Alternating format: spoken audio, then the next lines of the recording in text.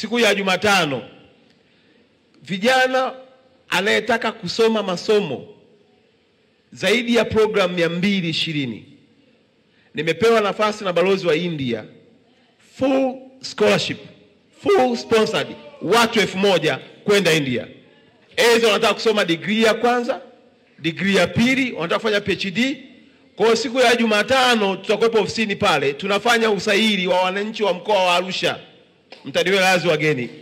Wananchi wa mkoa wa Arusha ambao wanataka kujiendeleza kimasomo, umeona fursa ya engineering ya kompyuta, wanataka kusoma mambo ya udaktari, chochote wanataka kusomea kupitia ufadhili wa serikali ya India. Njoo na vielelezo vyako, tutafanya usaili, tutapeleka kwenye ubalozi. Vijana 1000 wamepata full scholarship kupitia ubalozi wa India. Kwa lugha nyepesi, kama unahangaika na ajira na unaona muda wa ajira unakuchelewesha, njoo ongeza elimu. Na kama unaona ukiongeza elimu unachelewa kupata kazi, nenda VETA.